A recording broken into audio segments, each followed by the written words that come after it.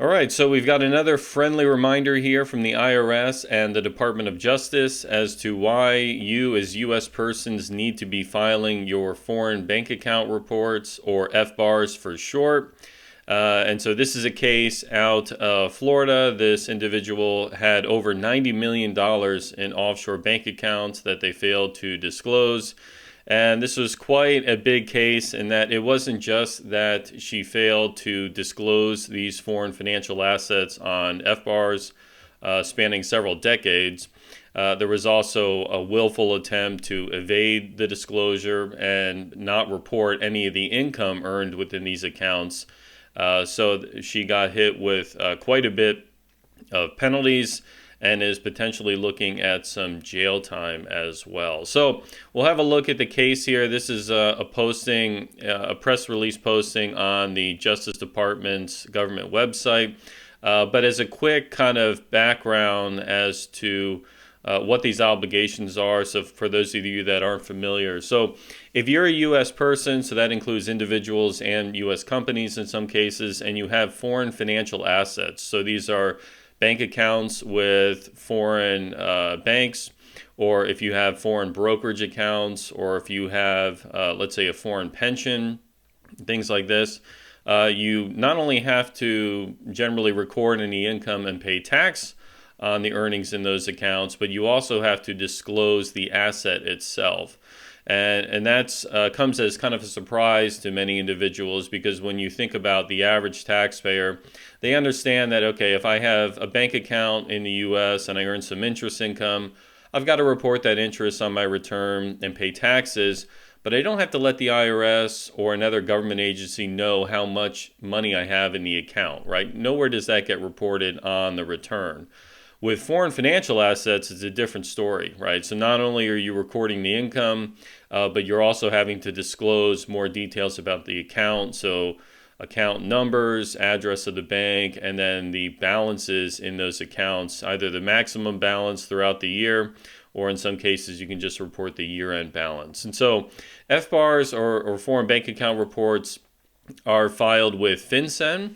So these can be done electronically. You can fill them out online, or there's a PDF that you can download, fill it out, and upload it. Or if you're using a tax preparation software, a lot of those software packages will have the FinCEN Form 114 available in there. So you can fill it out within the tax software platform and then submit it electronically that way. Now, in addition to these FBARs, another form that is often required and gets sent along with your income tax return is an 8938. So the 8938 is a statement of specified foreign financial assets. So often, so the FBAR filing requirement is a much lower threshold. You're looking at $10,000 in USD across all of your accounts. That would require an FBAR filing. The 8938 has a much higher threshold, and it depends on your filing status and whether you live inside or outside the U.S. So if you're a U.S. expat living in a foreign country, you have different filing thresholds than somebody who is a U.S. person and actually lives in the United States. Now, in addition to these forms, if you have, let's say, a foreign pension or other type of retirement account, you might have to report that also on either maybe an 8621, so that's for a PFIX. So some foreign pensions are treated as PFIX, some are treated as trusts, right? That might require Form 3520 filing. So it can be quite complicated depending on what type of accounts you have overseas and the activity that's going on within those accounts. So if we have a closer look at this case here, so this Florida woman, she was a dual citizen, U.S. and Colombian, and she pled guilty to conspiring to defraud the U.S. by concealing tens of millions of dollars in undeclared foreign accounts, filing some false returns, and just overall evading taxes. So the history here goes back quite a long way. So this family, the Rosenberg family, they had offshore accounts since the 1970s, and then by the late 1990s, they discovered that the family members had not disclosed their ownership of any foreign financial accounts, and they had not paid any taxes on the income earned from those assets. So this was an issue spanning decades, right? It's not as if she and her family just missed, 1 or 2 years and then were able to file amended returns and get caught up. No, it went on for decades. So in the early 2000s, the family consolidated their assets with Credit Suisse in Switzerland and the UK. They did tell the bank, as rightfully they should have, that they are U.S. persons. However, they also said, well, we're looking to hide our assets from U.S. authorities. Now, Credit Suisse, UBS, a lot of banks got in a lot of trouble for this, right? And there was a deferred prosecution agreement with the U.S. They paid some massive fines. And this sort of secrecy in the foreign banking was basically the genesis for U.S. FATCA. So U.S. FATCA is the Foreign Account Tax Compliance Act, and it requires foreign banks to report information to the U.S. government about account holders that are U.S. persons. And so the accounts at Credit Suisse were there until 2013.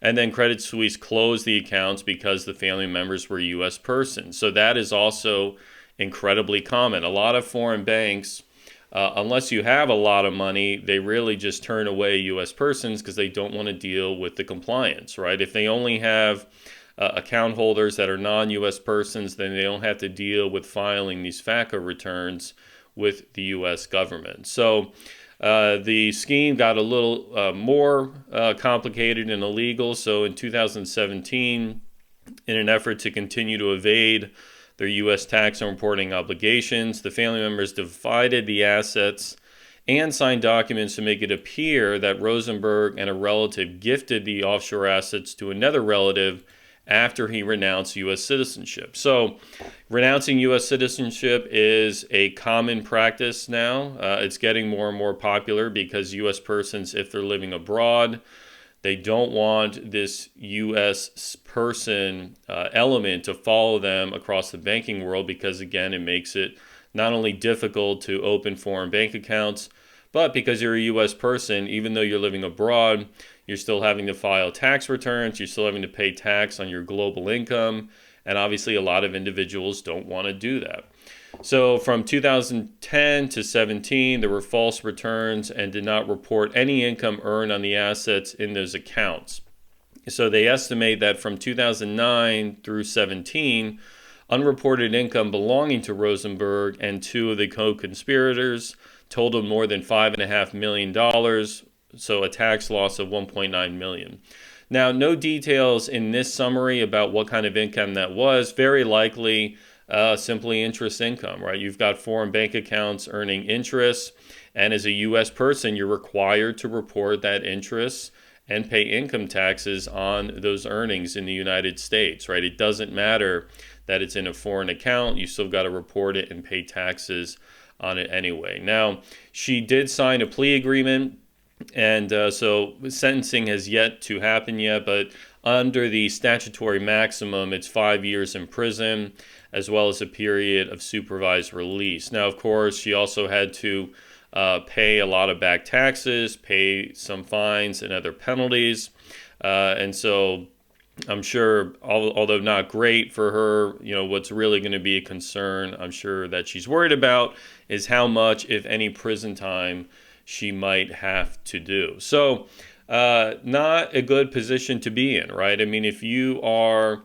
a U.S. person and you have, even if you don't have that much money in foreign accounts, you still have to disclose these things. What's also shocking that a lot of people find interesting is if it's a foreign financial asset, even if it's not making any money, you still have to report it. So if you're a U.S. person and you open a checking account with a bank in, let's say, London, UK, and you put in 20 grand, even if it's a non-interest-bearing account, there's no money earned in it, so you haven't understated your income, you still have to file the FBAR to disclose that. And then the opposite is true as well. Let's say you put the money in, it is an interest-bearing account, and you record all of the interest on your return. So you don't understate your income tax, right? You record all the interest, you pay all the taxes, but you fail to file the FBAR. that's also a problem, right? So even though you could argue, well, I haven't deprived the IRS of any tax revenue. I have reported all of my income. I've paid all of my taxes on everything. But if you still fail to disclose the foreign financial asset on the FBAR or the 8938, or maybe you have a PFIC investment and you need an 8621, you're still looking at some substantial penalties that can apply. So don't put yourself in this position. If you have foreign financial assets or ownership interests in closely held foreign companies, there's a lot of forms and additional disclosures that need to happen. And so make sure that you include all that with your return and file everything. Otherwise, you could be looking at some pretty serious consequences. All right, so that covers it for this update. I hope that was helpful. I'll put links below to the DOJ release, and then that also contains a link to the plea agreement and the actual indictment itself if you're interested in reading that. So thanks so much for watching, and as always, I appreciate it and look forward to seeing you again soon.